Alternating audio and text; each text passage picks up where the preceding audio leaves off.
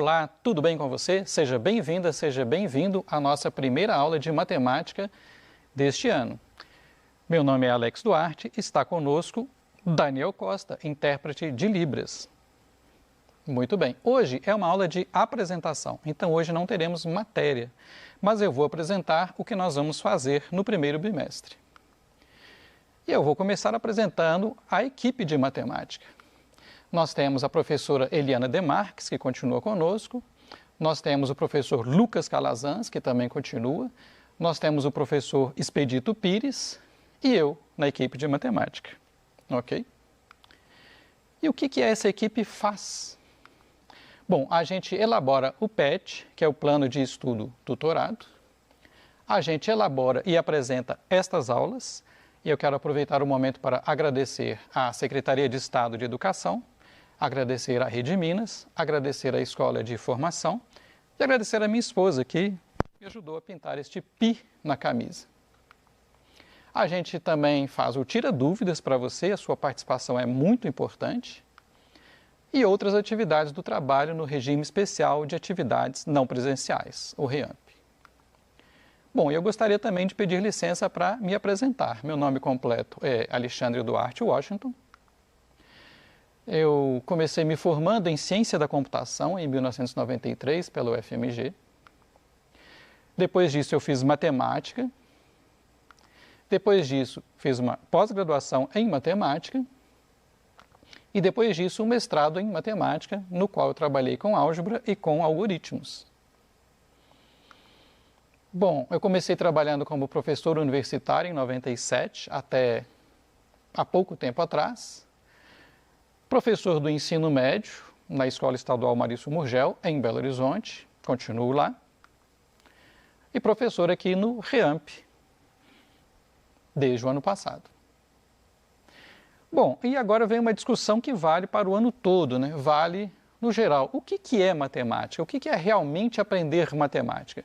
Quando a gente fala em matemática, a maioria das pessoas pensa em contas, pensa em regras, pensa em fórmulas. Por exemplo, eu sempre pergunto em sala de aula, né, se alguém poderia me dar algum exemplo, né, de contas, de regras, de fórmulas. Então vamos ver, né, o que acontece. Contas. Então, na hora que você fala que 2 mais 2 é igual a 4, isso aqui certamente é matemática. Na hora que nós falamos em regras, por exemplo, um exemplo de regra, na hora que fazemos o produto de um número negativo por um número positivo, o resultado é negativo. E quando falamos em fórmulas, uma que vem à mente da maioria dos alunos, né, é a fórmula de Bhaskara. Então, como que é a fórmula de Bhaskara para resolver uma equação do segundo grau? Começa com delta igual a B2 menos 4AC e continua com x igual a menos B mais ou menos raiz de delta sobre 2A. Alex, nós vamos ver isso esse ano? Vamos ver sim. Só que eu estou defendendo a posição que a matemática não são contas, não são regras e não são fórmulas. Isso aqui é uma consequência, na verdade, da matemática. E por que eu estou defendendo isso? Porque se a gente ficar muito ligado nessas contas, regras e fórmulas, a gente vai perder a verdadeira essência da matemática. Por exemplo, se a gente só souber as fórmulas, chegar numa questão e não esquecer a fórmula, a gente fica sem nada. Então, o que acontece? Eu vou em outra direção, né? Eu vou defender que a matemática, na verdade, é lógica de pensamento, é raciocínio e é uma análise de padrões. A matemática está sempre buscando um padrão em alguma coisa. E a partir desse padrão é que ela vai tentar analisar, criar uma teoria e criar as suas aplicações. Tanto é que a matemática ela vai se relacionar com muitas outras áreas, não só as ciências exatas, né? Claro que física, química, ciência da computação e estatística, mas também biologia, também medicina, também a química, também a economia, temos matemática financeira, e a gente só consegue fazer isso exatamente porque nós estamos buscando padrões, Então, por exemplo, nada impede de alguém fazer uma análise matemática do comportamento de uma bolsa de valores, do mercado imobiliário. Nada impede de alguém tentar buscar padrões matemáticos no corpo humano, por exemplo. Então, quando você está analisando, por exemplo, um eletrocardiograma, você está vendo ali literalmente um gráfico, né? Só que interpretado do ponto de vista da medicina. Então, eu estou defendendo aqui com você que, na verdade, quando a gente for analisar as questões, a gente não vai ficar preso tanto em fórmulas. A matemática são o quê? Sobretudo, elas são os caminhos que nós buscamos para compreender o mundo e, no caso, claro, resolver as questões. Muito bem, então eu faço a vocês esse convite, né? Olhar a matemática assim, até porque ela fica mais agradável quando a gente foca, né, nas aplicações, a gente procura explicar de onde que as coisas vêm na matemática e não apenas como um conjunto de regras, não apenas impondo uma série de propriedades, ok? Bom, e agora? Agora eu vou apresentar para você o que a gente vai ver neste primeiro bimestre de 2021. Quais conteúdos serão abordados ao longo deste bimestre? Muito bem, então no primeiro ano do ensino médio, a gente vai começar apresentando para vocês a notação científica, que é uma forma padrão de escrever um número com certas finalidades, inclusive muito usado na física e na química. Então, eu vou mostrar para vocês que padrão é esse, quais são as condições que nós vamos ter nesse padrão. Vou dar exemplos de números escritos em notação científica, ok? E nós vamos ter também exercícios fazendo as conversões e mostrando como isso pode simplificar muitas contas. E é até bom que aí você vai usar esse padrão em outras áreas. Em seguida, nós vamos falar de expressões algébricas, né? Então, esta tabela foi retirada do PET 1, na qual nós vemos uma expressão algébrica como exemplo. Aí nós vamos explicar tudo isso aqui que vocês estão vendo. O que são termos, né? O que são os coeficientes, o que significa parte literal e o que significa variáveis. E vamos também ver como é que a gente manipula, como é que a gente mexe com essas expressões. Como que aplica, como que nós substituímos valores. Vamos ver alguns detalhes a respeito de operadores, né, de adição, subtração, multiplicação, divisão. Nós vamos ver como que usa parênteses, né, vamos comentar tudo isso, como que você também usa uma calculadora, enfim, como que nós trabalhamos com expressões algébricas para a gente fazer tudo certinho, entender o que está acontecendo e conseguir aplicar isso também. E aí nós vamos ver também, por exemplo, como que a gente traduz da linguagem usual para a expressão algébrica, ou seja, de português para matematiquês. Aqui nós temos alguns exemplos, né? O PET 1 tem muito mais. O dobro de um número, 2x. O triplo de um número mais 5, 3x mais 5. Um número menos 4, deixei aqui em aberto. Gente, por que isso é importante? Porque nas questões, né, inclusive do Enem, inclusive de concursos, uma dificuldade recorrente é exatamente traduzir, entre aspas, da linguagem, né, que se apresenta lá uma questão, para a linguagem matemática. É comum, eu ouço o discurso de muitos alunos dizendo assim: não, Alex, eu não consegui montar a questão. Eu vi que era um sistema, mas não consegui montar um sistema. Mas eu sei resolver sistema. Se eu tivesse conseguido montar a questão, eu provavelmente teria resolvido a questão. Mas eu tive dificuldade na interpretação. Aliás, como você está chegando no primeiro ano do ensino médio, né, convém fazer um comentário interessante, especialmente para você. O que acontece? Você saiu do ensino fundamental, no qual você está criando ferramentas, né, de todas as matérias, inclusive matemática. Então, ali é operacional, né? Você está conhecendo as ferramentas e aprendendo a usar as ferramentas.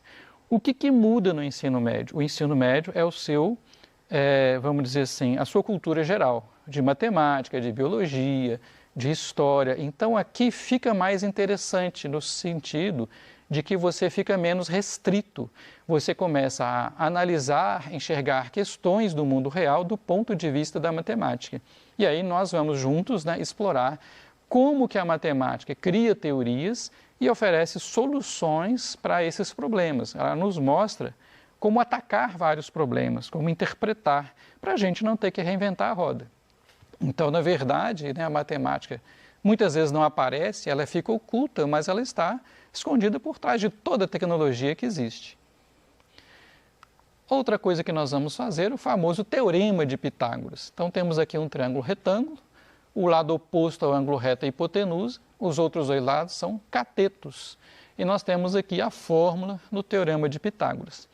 Eu vou comentar isso, vou comentar também, especialmente, em quais situações você pode e você não pode aplicar o teorema de Pitágoras. E, é claro, nós vamos ver as aplicações também. Esta figura foi adaptada do PET 1. Em seguida, nós vamos ver o teorema de Tales, um teorema muito famoso que tem a ver com duas retas cortadas por retas paralelas. Nós vamos ver que propriedade que nós teremos e vamos ver exemplos também de como aplicar esse teorema. Outro assunto que nós vamos ver, né, muito famoso, até já falei dele hoje, a equação do segundo grau, ax2 mais bx mais c igual a zero, né? Como que aplica essa equação, quais situações que nos levam a essa equação. Aqui eu coloquei, né, a condição do a diferente de zero, coloquei o discriminante, representado pela letra grega delta maiúsculo, igual a B2 menos 4AC, e a não menos famosa fórmula de Bhaskara, de novo aparecendo aqui para você hoje. Mas nós vamos falar mais coisas, né? Vamos falar não só sobre raízes, como também sobre vértice, sobre o gráfico da equação do segundo grau, que é uma parábola, sobre aplicação, sobre interpretação, sobre fatoração desse trinômio quadrado perfeito aqui, de modo que a gente consiga aplicar isso nos problemas de maneira eficiente. Outro assunto do primeiro bimestre, plano cartesiano e coordenadas. Então, vou falar aqui, por exemplo, dos quadrantes, primeiro quadrante, segundo, terceiro, quarto. Aqui nós temos alguns exemplos de pontos, né, pares ordenados, localização desses pontos, né, ou seja, que estamos fazendo a ponte da álgebra com a geometria analítica. Vamos mostrar as coordenadas e para que servem. E o nosso principal objetivo é começar a fazer gráficos, né? Aqui nós temos o gráfico da equação do segundo grau, já comentei, né, que é uma parábola, mas aí vai abrir as portas para a gente ver vários tipos de gráfico. Nesse aqui em especial, nós estamos vendo as raízes da equação do segundo grau, né, o x1 aqui e o x2, ok? Estamos vendo também o vértice da parábola. Mas nós vamos ver também outros tipos de equação com suas representações no plano cartesiano e as suas consequências, ok? Não é difícil. Aliás, pelo contrário, o objetivo de fazer o gráfico é nos trazer informação de uma maneira rápida. E aí vamos generalizar, não vamos ficar apenas na função do segundo grau, nós vamos ver funções de maneira geral, vamos ver a definição, vamos ver o que é uma função, vamos ver como que a gente representa uma função, vamos ver o que significa isso aqui, por exemplo, que conjunto é esse, qual que é o papel deles. E vamos ver, é claro, o gráfico, né? Vamos ver tabelas e gráficos para as nossas equações. Aqui, por exemplo, você está vendo o gráfico da função raiz quadrada de x, que é, na verdade, metade de uma parábola. Então, nós vamos explorar vários tipos de gráfico ao longo da nossa caminhada aí. Vamos falar também sobre semelhança de triângulos, né? Então, aqui nós temos dois triângulos semelhantes, A, B, C, e A', B', C', por exemplo. Nós vamos ver o que significa os triângulos serem semelhantes. Vamos ver essa notação aqui, ó, triângulo ABC semelhante ao triângulo A', B', C'. E vamos descobrir como que nós vamos fazer para determinar a semelhança de triângulos de uma maneira mais simples, sem precisar necessariamente passar pela definição. E, é claro, vamos aplicar isso também, vamos ver as consequências disso. E um outro assunto muito importante é a trigonometria, né? Na ocasião eu vou falar de novo, mas já adiantando, né?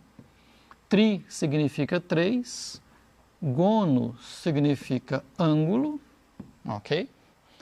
E metria significa medida, como você provavelmente já sabe. né? O que tem 3 ângulos é o triângulo. Então, o que é a trigonometria? Medidas no triângulo. E a trigonometria começa no triângulo retângulo. Nós temos aqui, novamente, o triângulo que usamos na figura do Teorema de Pitágoras, a hipotenusa de medida A, os catetos de medidas B e C, e nós vamos ver estas relações especiais aqui, chamadas seno, cosseno e tangente, para começar. Esta figura também foi adaptada do PET 1, ok? E aí nós vamos ver que isso é muito importante, porque isso é aplicado em muitas áreas, não apenas na matemática, mas com muitas aplicações.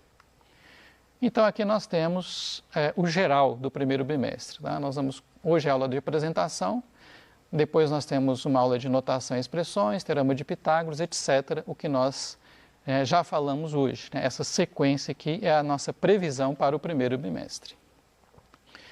Bom, e uma coisa que eu vou convidar vocês é o seguinte, né? Aproveitando que eu brinco tanto com a matemática como a computação, nós vamos fazer um pouco de matemática no computador.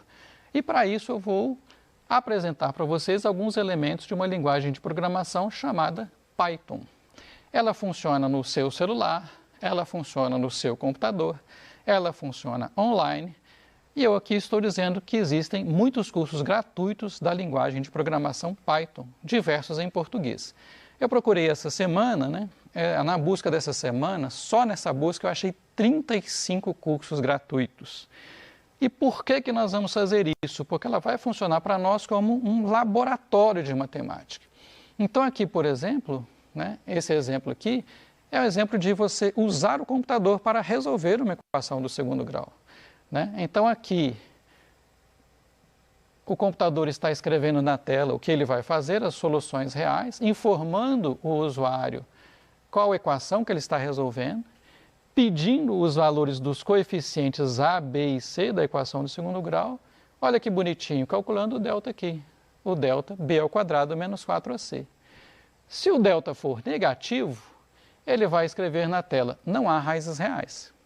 Se não, se o delta for positivo, calcula as raízes pela fórmula de Bhaskara.